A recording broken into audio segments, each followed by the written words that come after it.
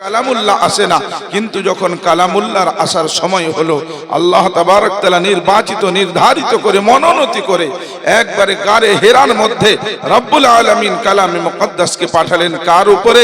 হযরতে জিবরাইল আলাইহিস সালাতু ওয়াস সালামের হাতে হেফাজত করিয়ে পাঠিয়েছিলেন। তাই জন্য বলা হয় জিবরাইলকে রূহুল আমিন। যার উপরে অবতরণ হয়েছিলেন তিনি হলেন সর্বশ্রেষ্ঠ মানব সাইয়্যিদুনা মুহাম্মাদুর রাসূলুল্লাহ সাল্লাল্লাহু আলাইহি ওয়াসাল্লাম।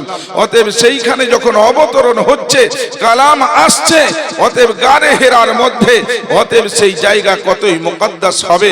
অতএব আমার ভাইরা, আমার আব্বাজান, সোনার চাঁদেরা, সেই কালামকে আল্লাহ তাবারক ওয়া তাআলা পাঠাচ্ছেন কোথায়? গারে হেরার মধ্যে। নিয়ে আসছেন কে? ফেরেশতাদের সরদার। আনছেন কার উপরে? সমস্ত নবীর সরদার যিনি হবেন তিনাকে পাঠানো হচ্ছে আল্লাহ তাবারক তাআলার কালাম। অতএব সেই কালাম যখন আসছে, তার সর্বপ্রথম যে অক্ষরটা ছিল, শব্দ ছিল, সেটা ছিল ইকরা বিসমি রাব্বিকাল্লাযী খালাক। এ আল্লাহ তাবারক তাআলার গোলাম, তোমরা সকলে খোদার কালামকে তেলাওয়াত করো। অতএব বলা হয়েছিল, কি বলেছেন? আর রহমান আল্লামাল কুরআন খালাকাল ইনসান আল্লামাহুল বায়ান। শোনো আমার গোলাম, পাঠালাম কুরআন, শোনো শোনো মন খুলে আমার ওই বায়ান। ফুরকান হামিদ, ফুরকান হামিদ নাজিল হলো গারে হেরাতে। ফুরকান হামিদ নাজিল হলো গারে হেরাতে। জিবরাইল বলে, নবী আমার ইকরা বলে শুরু করো খোদার ওই কালাম। নবী বলে, উম্মি আমি পড়তে জানি না। ফুরকান হামিদ। জিবরাইল ধরে নবীর হাত দুখানা, সিনাই সিনাই লাগাই দেখো না। আল্লাহ বলে, নবী আমার তৌফিক দেব আমি, তুমি শুরু করো না। ফুরকান হামিদ নাজিল হলো গারে হেরাতে। ফুরকান হামিদ নাজিল হলো জিবরিল দ্বারাতে। ভাইরা আমার, আব্বাজান, সোনার চাঁদেরা, ওই কালাম যখন এলেন দুনিয়ার জমিনে, বর্বরতা চেয়েছিল, মানুষের মধ্যে অমানবিকতা চেয়েছিল। আল্লাহ তাবারক তাআলার গোলাম, আল্লাহ তাবারক তাআলার কালাম পাঠিয়ালেন আল্লাহ সাইয়্যিদুল আম্বিয়ার উপরে। আল্লাহ তাবারক তাআলার কালাম যখন সকলে শুনেছেন, খোদার গোলাম বলেছেন, এটা কোনো মানুষের কালাম নয়, এটা কোনো মানবের কালাম নয়, এটা কেউ কোনোদিন তৈরি করতে পারবে না। তখন কিছু মানুষ বলেছিলেন, এমন কত কালাম আমরা জানি। আরব মানুষেরা আরবি জানতেন, আরবি গ্রামার বুঝতেন, আরবি শব্দ বুঝতেন, আরবিতে কথাবার্তা বলতেন।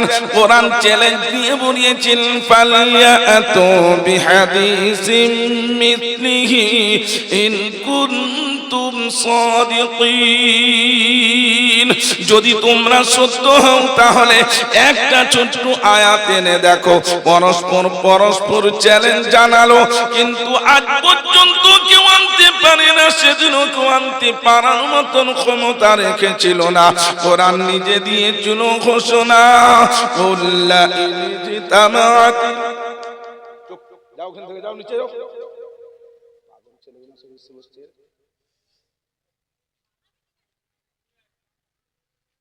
درس اللهم صل على سيدنا مولانا محمد وعلى آل سيدنا مولانا محمد।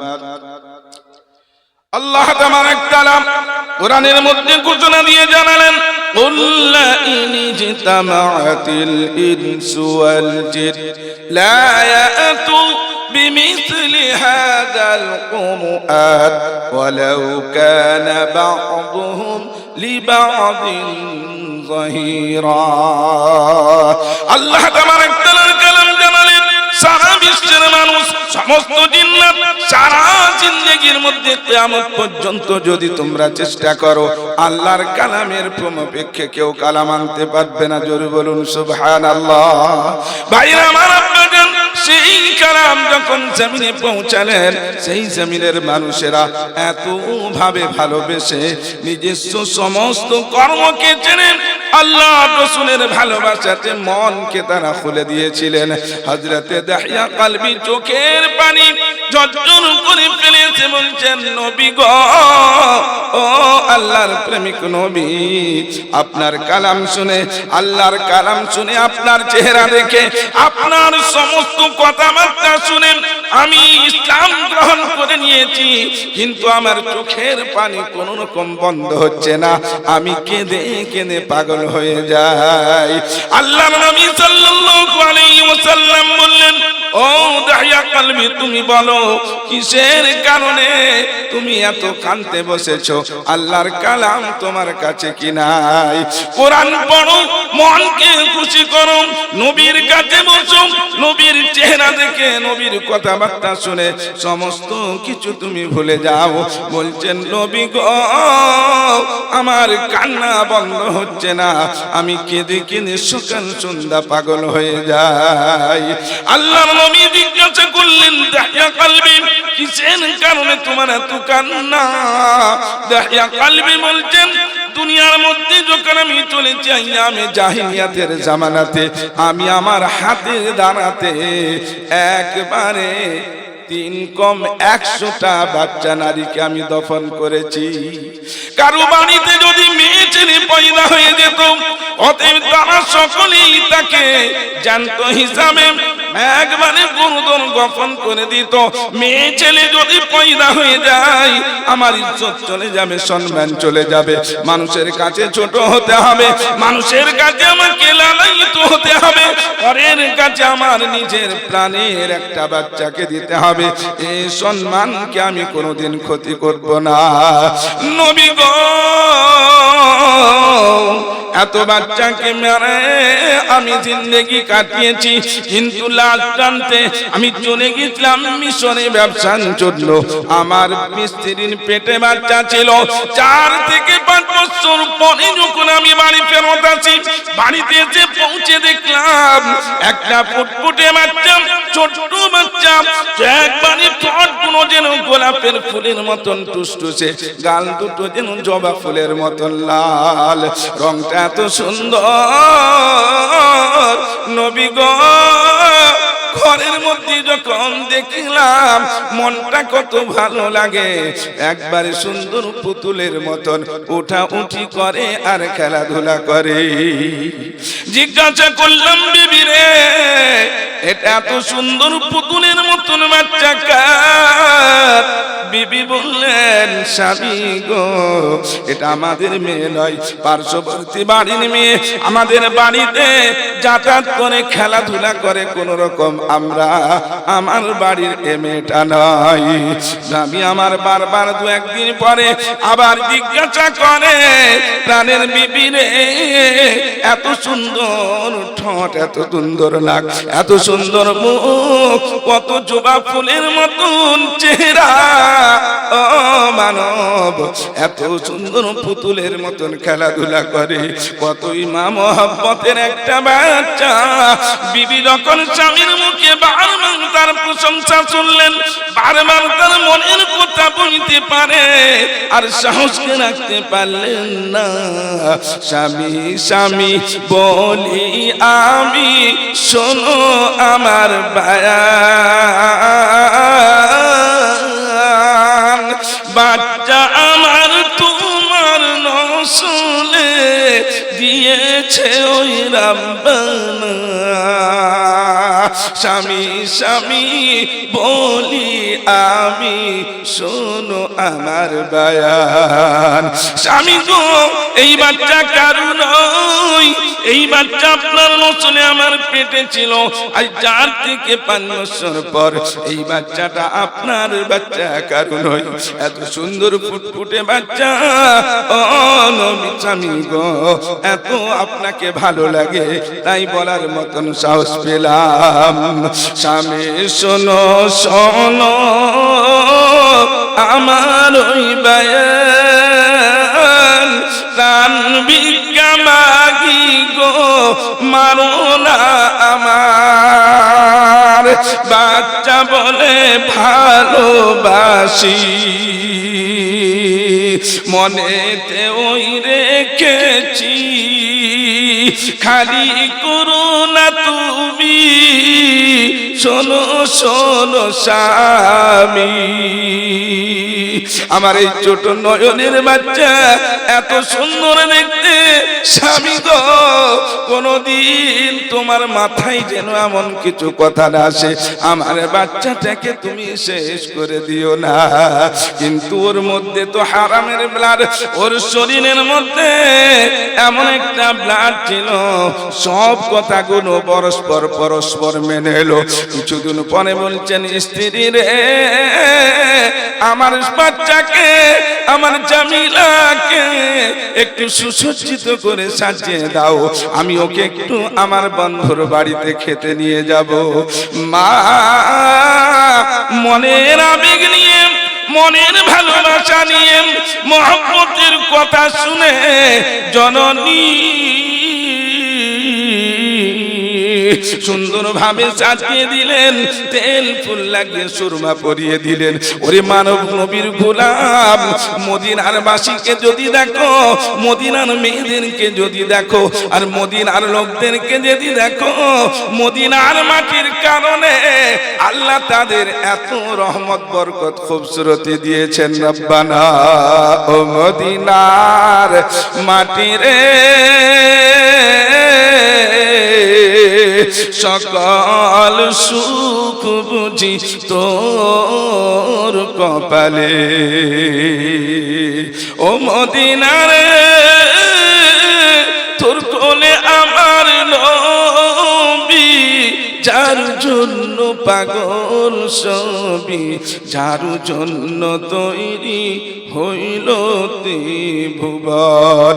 বাইরে আমার আব্বাজান, ওই মদিনার বাচ্চা কত সুন্দর, ওই নারী কত খুবসুরত। বাপের মনে একবারে আগুন উঠে গেল, সেই কথা মনে পড়ে গেল, সেই কথা আর মনে পড়ে ব্রেনটা একবারে খারাপ। বলল, আমার মেয়েকে আমার সাথে দাও। যে মেয়েটা চলতে চলতে নেচে নেচে পুতুলের মতন চলে যায়। বাবা একবারে আম্মা জান আঙুল ধরে ধরে যায়। রৌদ্র প্রখর হয়ে গেল, প্রায় দুপুর হতে চলেছে। মরুভূমির মাঠে নিয়ে যে বলছেন, বেটি রে দাঁড়াও দাঁড়াও। বেটি দাঁড়িয়ে গেলেন, বাপ হাতে করে এমন ভাবে গর্ত শুরু করেছে, একটা সুন্দর ভাবে গর্ত করার মতন সামান্য নিয়েছেন। গর্ত করতে করতে কোমর পর্যন্ত হয়ে যায়। ওই বাচ্চা মেয়েটা বলছেন, আব্বা গো, ও আমার প্রাণের আব্বা, আপনার চেহারায় এত পাসিনা আব্বা, একটু আসুন আসুন আমি মুছে দিই। ওই সোনার হাত দিয়ে নিজের জামা দিয়ে প্রাণের বাপের চোখের ঘামগুলো, মুখের গুলো মুছতে থাকে। বাবা বাপের মনে কোনো দয়া হলো না।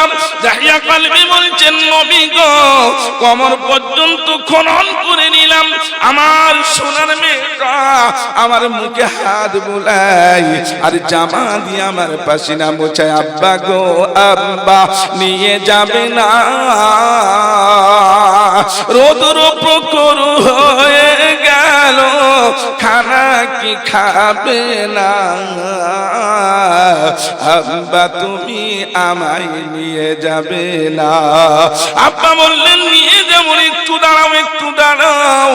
মেয়েটা আব্বা আব্বা বলে ডাকে, বারবার আব্বা বলে ডাকে। আব্বা কি করবেন, এত গর্ত কেন খুললেন?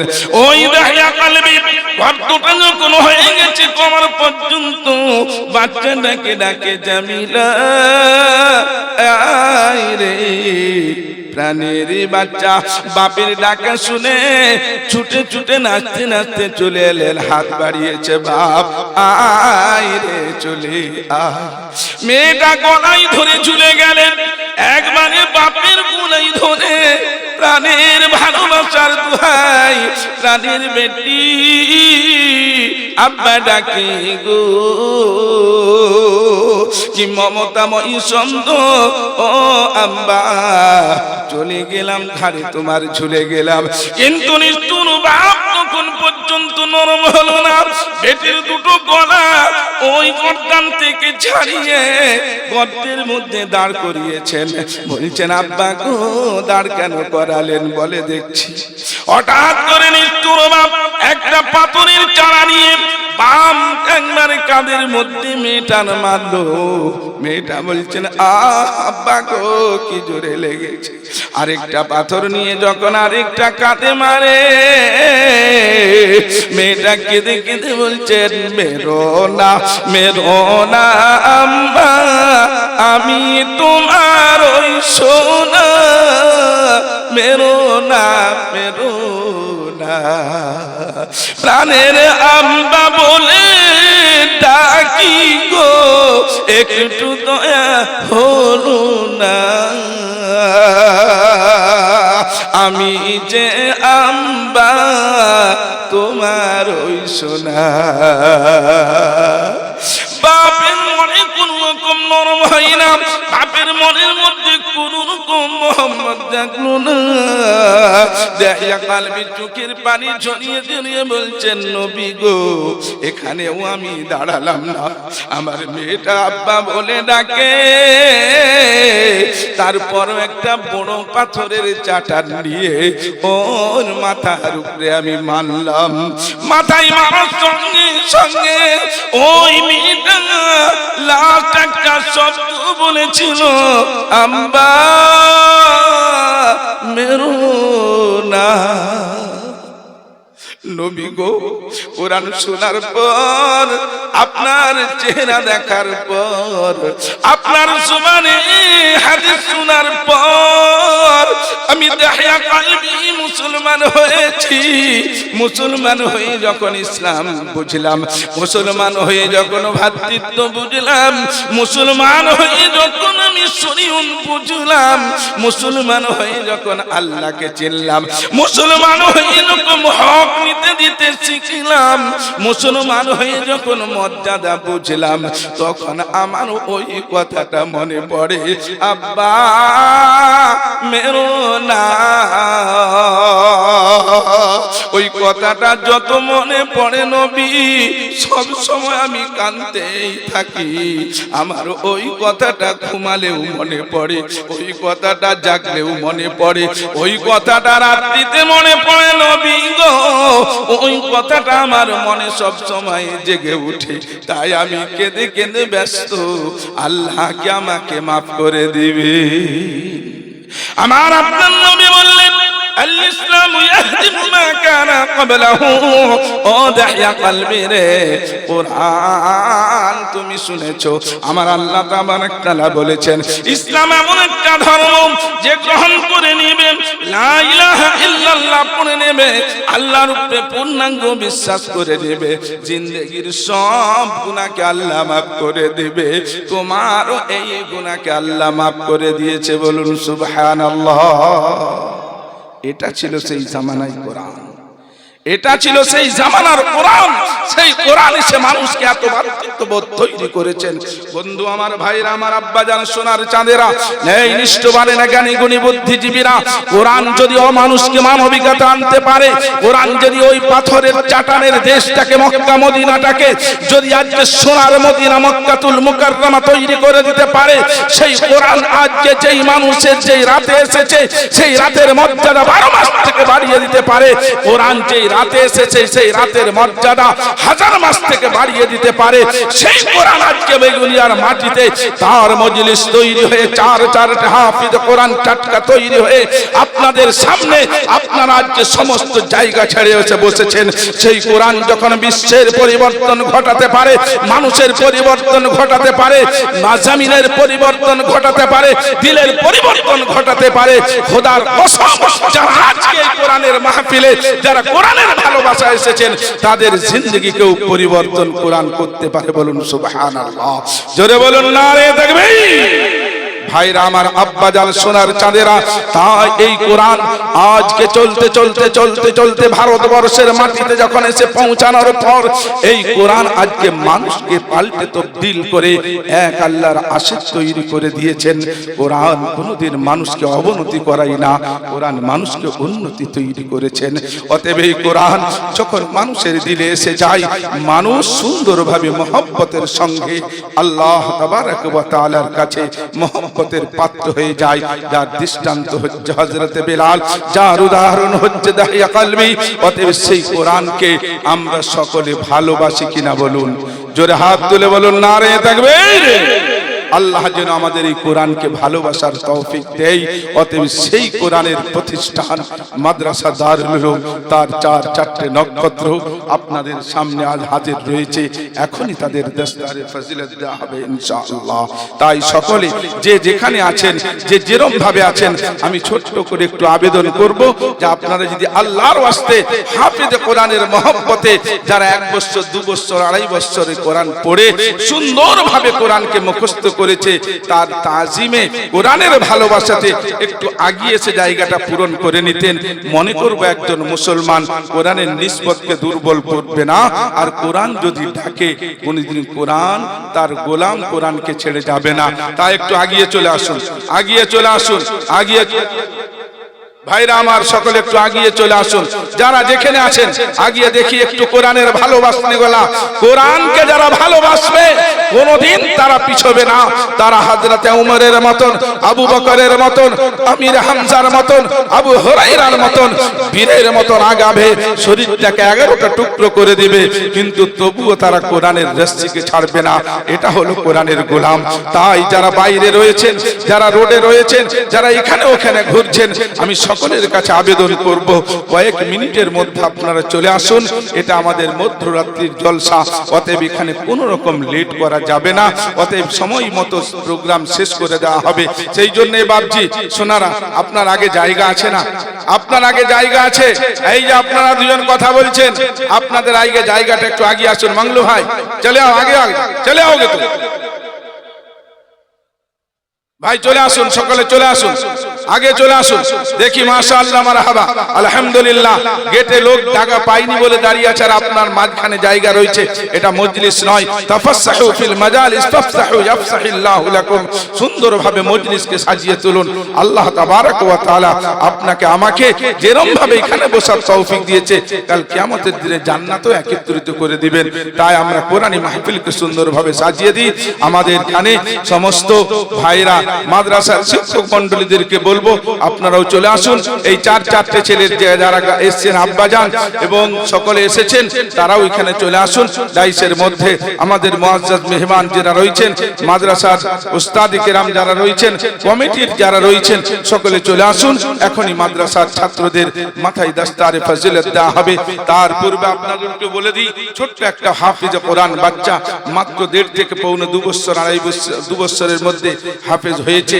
আরেকটা বাচ্চা এখানে রয়েছে, আপনাদেরকে আমি একটু জানিয়ে দিই। মাদ্রাসা দারুল উলুম আপনাদের সহানুভূতি নিয়ে খিদমত চালিয়ে যাচ্ছে।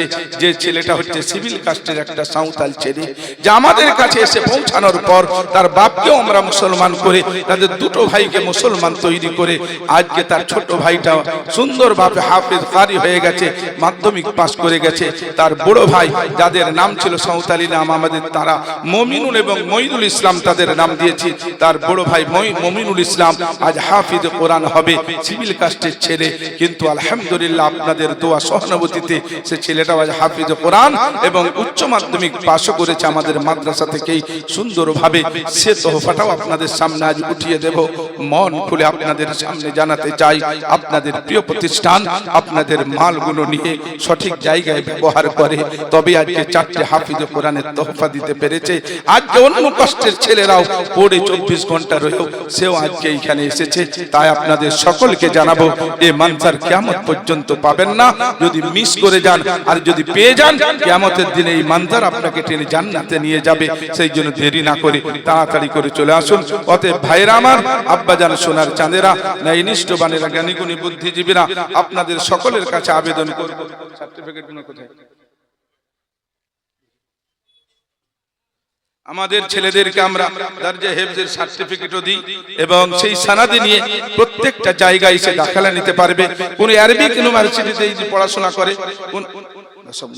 পুরো আরবিক ইউনিভার্সিটিতে যদি পড়াশোনা করে, এইটা আমি ইউটিউবেও দিলাম, সেই জন্য ইউটিউবের এইখানে লাইভ চলছে, তাই এখানে দেখিয়ে দিলাম। এটা মাদ্রাসা দারুল উলুম, তাদের একটু সুন্দরভাবে মাদ্রাসার তরফ থেকে সনদ দেয়। এই সনদটা নিয়ে কোন আরবিক ইউনিভার্সিটিতে হাফিজ কোরআন হয়ে ভর্তি হলে তার জন্য একটা সুন্দর একটা পুরস্কার রয়েছে, তার ক্লাসের প্রমোশন রয়েছে, তার জন্য আমরা দিই। যেইখানে ভারতবর্ষের ভর্তি হবে, এই সার্টিফিকেটটা যখন সে দিবে, হাফিজ কোরআন হিসেবে তার ইজ্জত, তার সম্মান এবং তার ক্লাস এবং তার সুন্দরভাবে ব্যবস্থাপনা করতে তারা বাধ্য হয়। তাই জন্য এটা আমরা চ্যানেলেও দিলাম। আমার বহু চ্যানেলের ভাই আমার যারা প্রেমিক এসেছেন এবং এখানে লাইভ চলছে সেটাও জানিয়ে দিলাম। অতএব এখন আপনাদের সামনে দস্তারে ফজিলত দেওয়া হচ্ছে।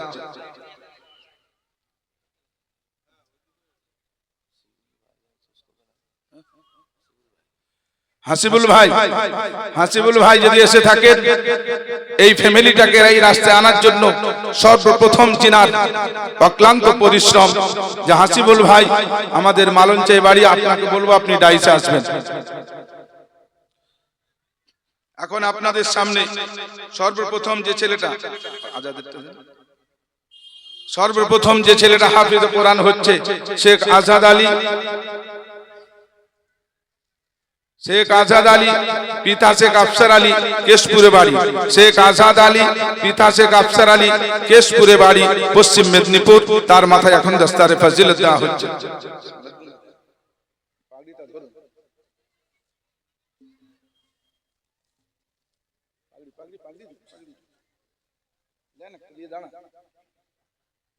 সবাই শিক্ষক হযরতরা চলে আসুন, সমস্ত আলেম ওলামা যিনি রয়েছেন সকলে দাঁড়িয়ে পড়া আছে, দাঁড়িয়ে পড়ো।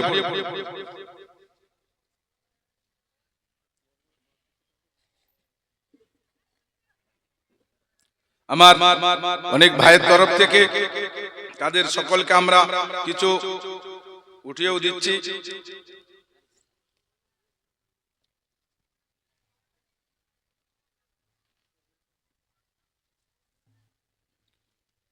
আমাদের মাদ্রাসার মেম্বার, সভাপতি, সেক্রেটারি সকলে রয়েছে।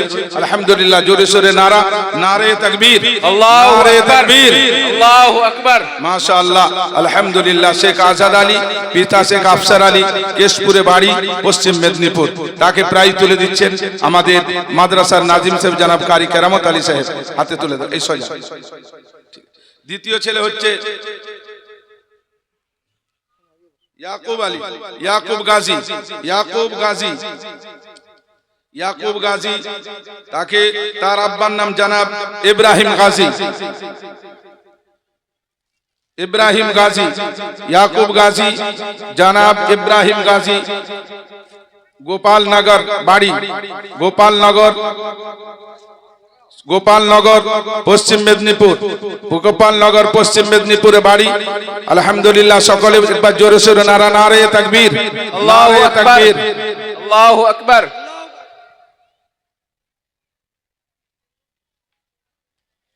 তাকে আমাদের এই সনদ তুলে দিচ্ছেন আমাদের মাদ্রাসার সভাপতি জনাব রমজান আলী মহাশয় সাহেব।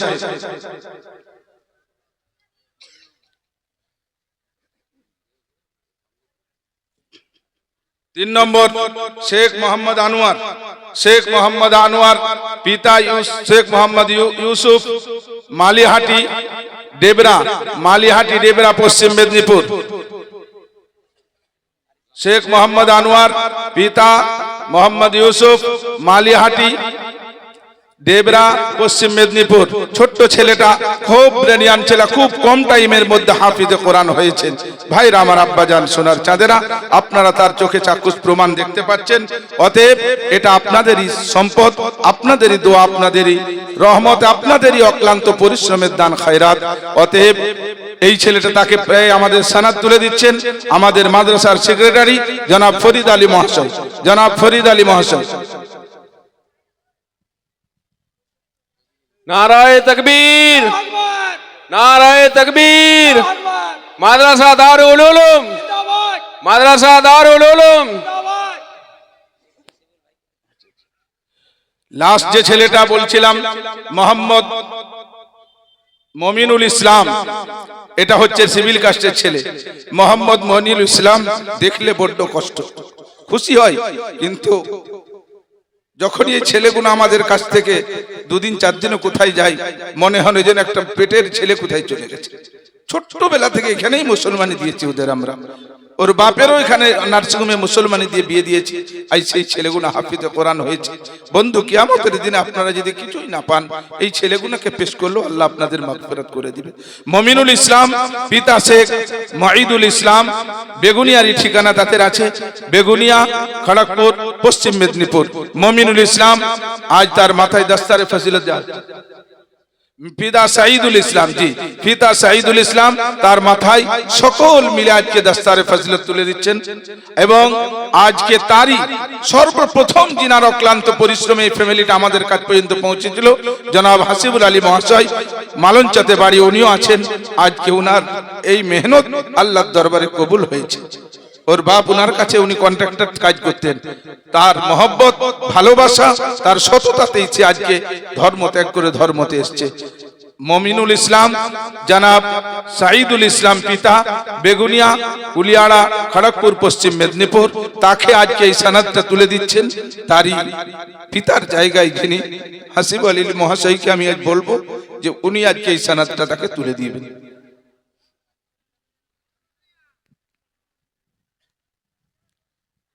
नाराए तकबीर, नाराए तकबीर।